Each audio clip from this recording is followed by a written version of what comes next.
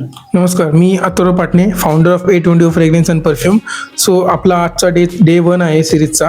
आपण आज बघणार आहे की बिझनेस प्रत्येक मराठी माणसाच्या विचारात असतो, डोक्यात असतो, पण तो अवलंबून करत नाही, म्हणजे प्रॅक्टिकली करत नाही.